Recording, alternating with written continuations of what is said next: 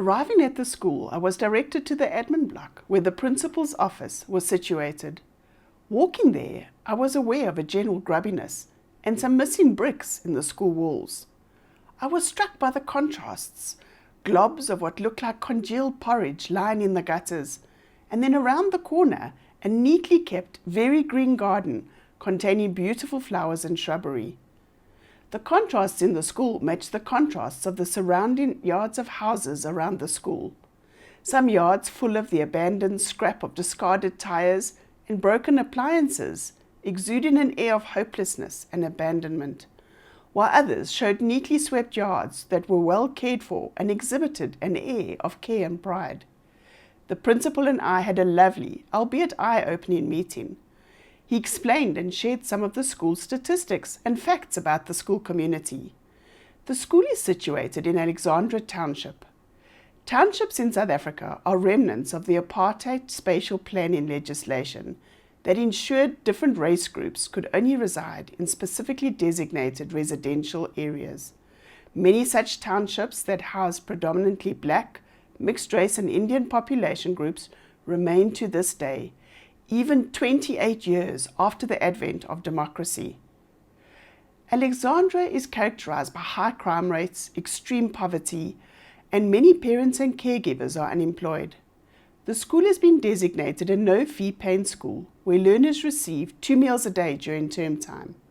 In 2012, when I first met the principal, there was extreme overcrowding as over 1,400 learners were crammed into a school built for 850. There were high rates of absenteeism, and both learners and educators arrived late for classes. Despite the bleak context, the principal's passion and commitment to the school community shone through as he talked and he shared his vision that this school become a lighthouse in the Alexandra community. Over the next 10 years, I became a familiar face at the school, and I got to know the senior leadership team, staff members, and some parents. My involvement at the school was both broad and deep. I collaborated with colleagues to run team and leadership development workshops. I've sat with teachers in the pain and grief of losing a young learner to diarrhea, a completely preventable death. I've celebrated with teachers at the wonder of their searching the internet for the first time and seen a whole new world open up for them. I've been astounded at the display of Ubuntu enfolding me when I was held up at gunpoint at the school after facilitating a workshop there late one afternoon. The sense of connectedness and acceptance by the school community that I had felt secure in was to be rudely ruptured. As I share the experience and reflect on this rupture, I adopt an autoethnographic style, evocative autoethnographic style. Autoethnographies are not just written for entertainment, but can be viewed as both political acts and personal narratives.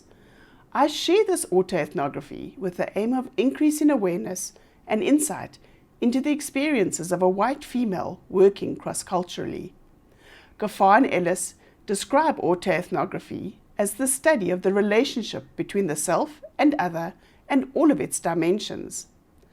I write as I grapple with my emotions, growing insights, and understanding of the complex, multi-layered dynamics of such work.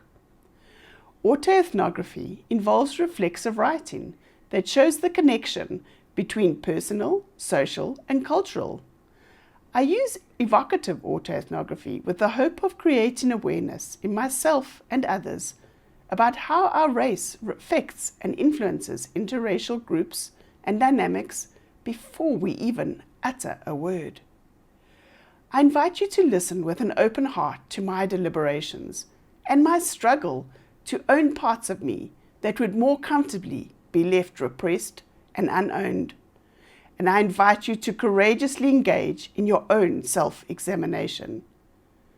Will you join me in the crucible of the complexity of racial relations that we as people with grapple on an everyday basis?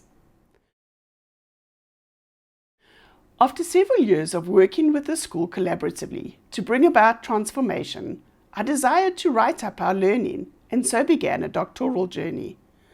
As one of my data collection methods, I planned to use a listening post which consists of a structured 3-hour process that collects data by exploring both the conscious and unconscious processes present in a community as they discuss their experiences and preoccupations related to a particular topic. A key assumption of a listening post is that the participants are assumed to represent a microcosm of the broader society. I messaged a renowned, well-published professor who had organized several listening posts to explore the effects of COVID-19 on South Africa. The professor lectured at a different university to the one I'm registered with for my doctoral studies. I asked this professor if a listening post had been conducted in a township in South Africa. The professor was not aware of any, and she thought this would be a valuable endeavor. She was keen to collaborate with me on this research project, and her excitement about my idea was palpable.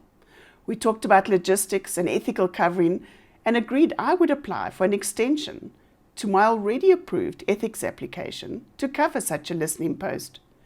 The professor committed to contacting 3 other experienced facilitators to help convene this listening post. Over the next few weeks, we had several conversations as we brainstormed and planned the listening post with a multiracial group of potential facilitators. In our first meeting with the potential facilitators, I shared about how this meeting had come about and my work and research at this primary school in Alexandra. The professor said she thought this was an amazing opportunity to conduct a listening post in the vernacular. Excitedly, she proclaimed that as far as she knew, this would be the first listening post to be conducted completely in the vernacular. I was stunned. That was not what I had understood from our conversations. I wasn't aware that the language had been decided and that it would be exclusively in the vernacular. This was the first of many miscommunications and understandings between us. Conducting the whole listening post in Sepedi would effectively exclude herself, a mixed-race female, and myself. I had understood from our prior conversations that we would have parts of the listening post in the vernacular, but I had assumed that overall it would still be conducted in English. Having the whole listening post conducted in the vernacular was not what I had envisaged. I waited to hear the others' opinions and sat quietly listening. It's important that participants feel comfortable and able to converse in the language that they feel most comfortable in. The frame should therefore be Sepedi, but no language should be excluded, someone said. Others were all for conducting the whole listening post in Sepedi. It felt like the process had run away from me, and this idea of mine had taken on a life of its own. The professor said, "I don't want to exclude anyone," to which someone responded insightfully, "There will always be somebody excluded."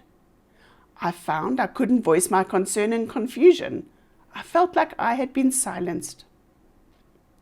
Tando, like me, was a little dumbstruck that we wouldn't be convening this listening post in English.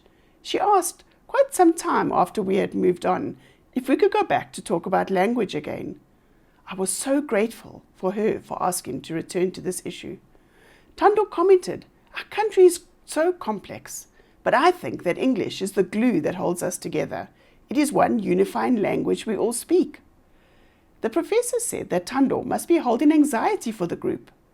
She said, "There's always anxiety about trying something new that's never been done before." That didn't resonate with Tando, who explained that she felt she was rather holding anxiety about exclusion and assumption. Ikanyiso jumped in.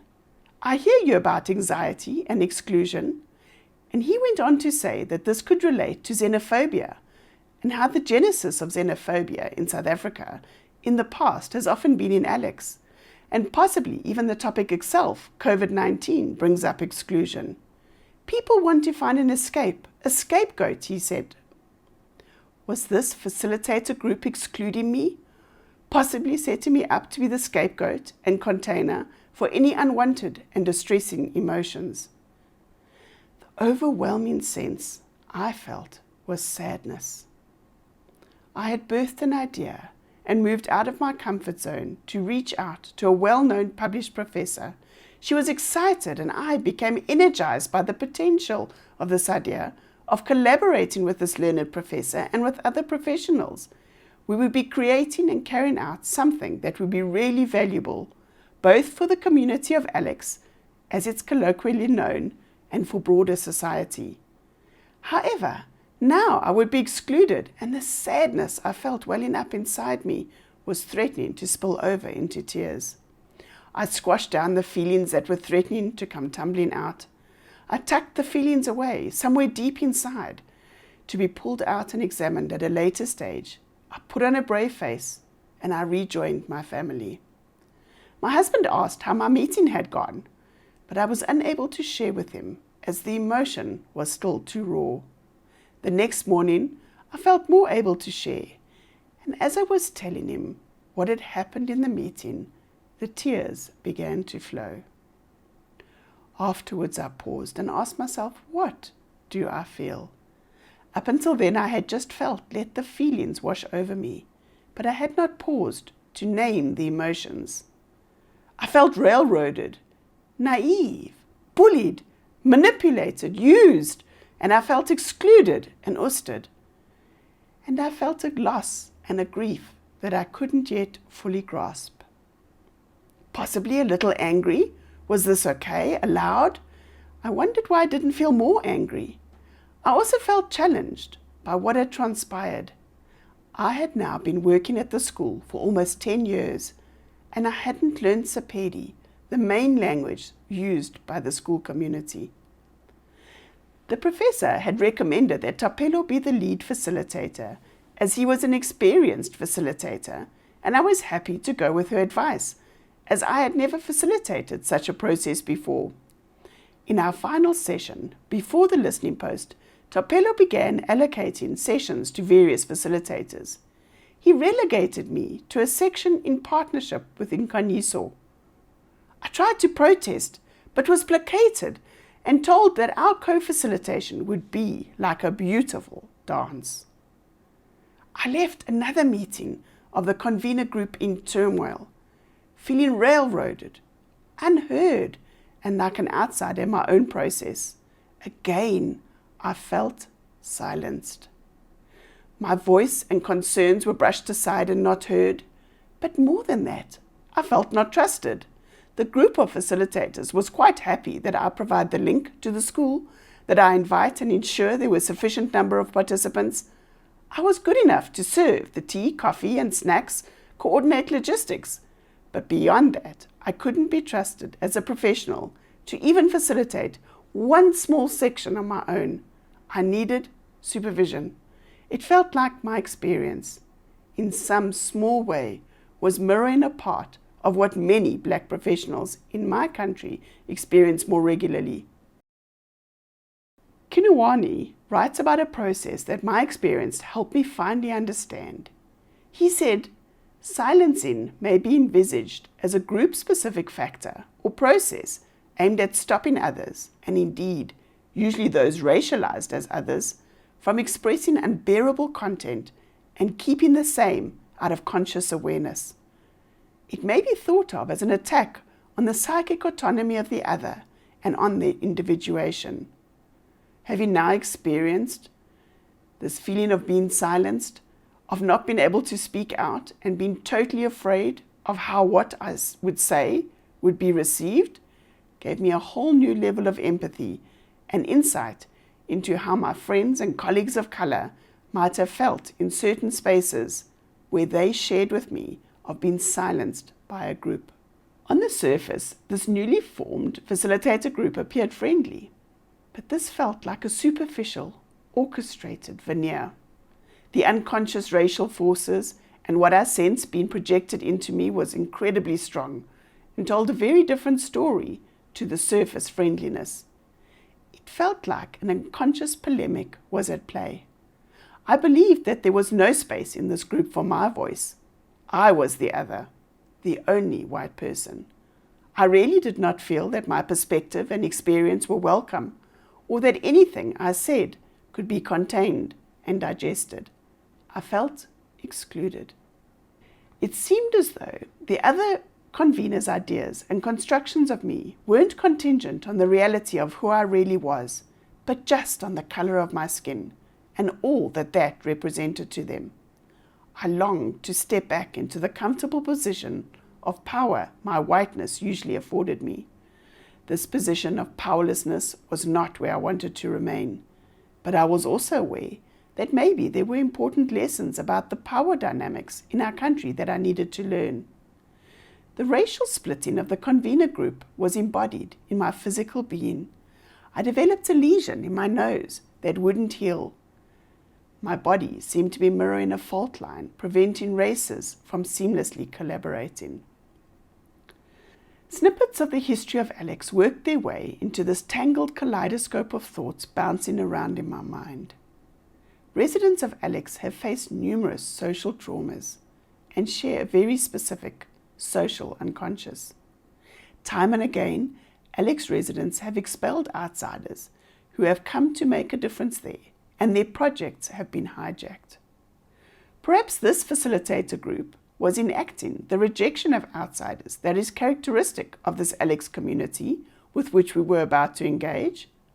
Would our facilitator group be haunted by ghosts of historical trauma and a social unconscious that required adherence to delineated spaces for different races reminiscent of apartheid?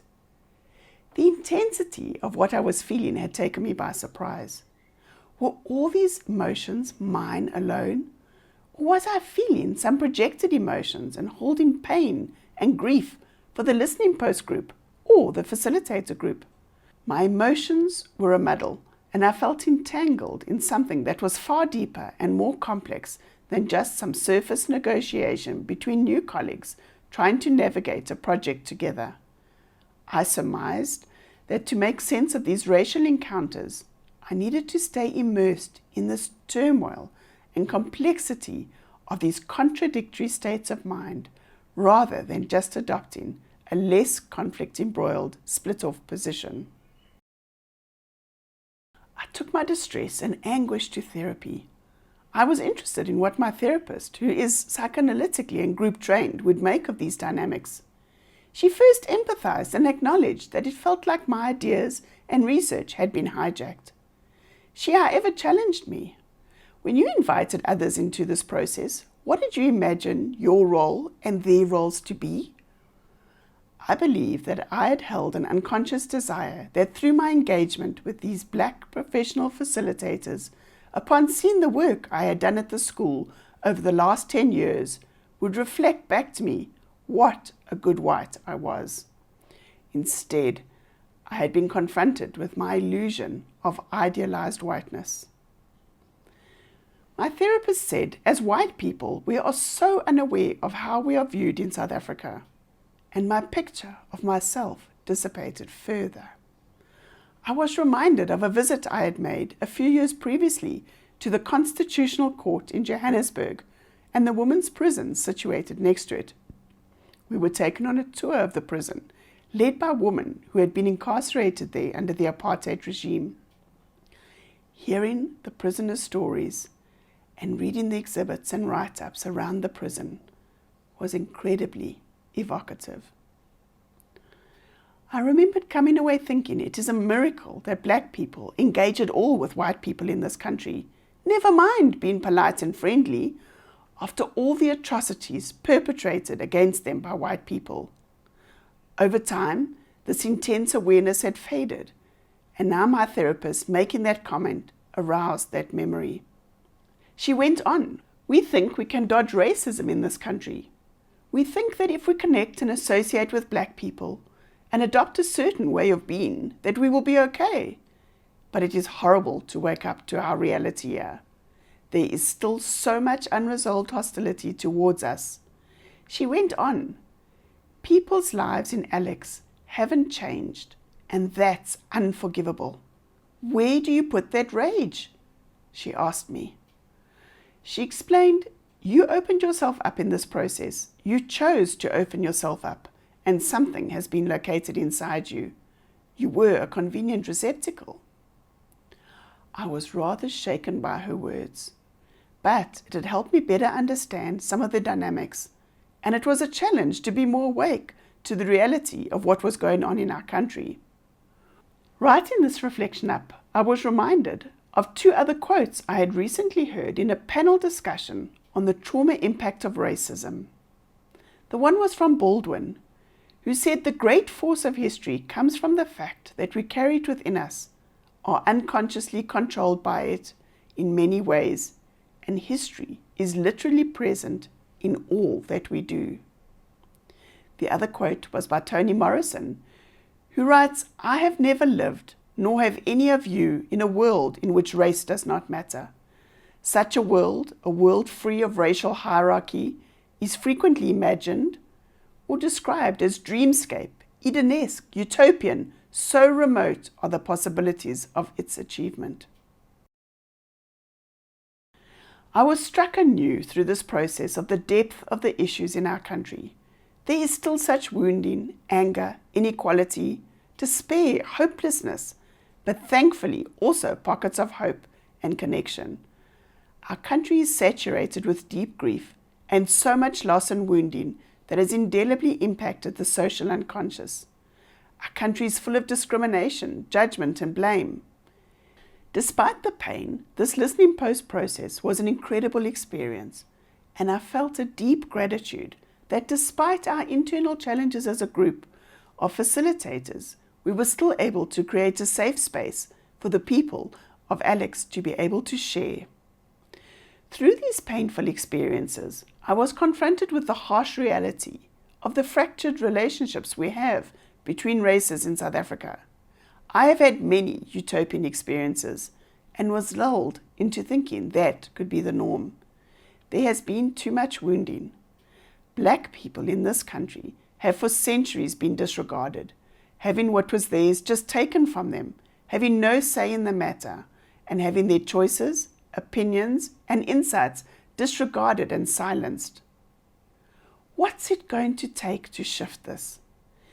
As Wahbie Long last year shared in a cogent online lecture I was part of, it's going to take all of us South Africans engaging in some serious introspection and recognizing and seeing the other and expressing empathy for the other's pain and experiences. I believe that besides these two criteria, it's going to take deep courage on all of our parts to see, acknowledge, and feel our pain, to own the parts of ourselves we would rather not see, and to choose to show up and engage even when we can't control the outcome.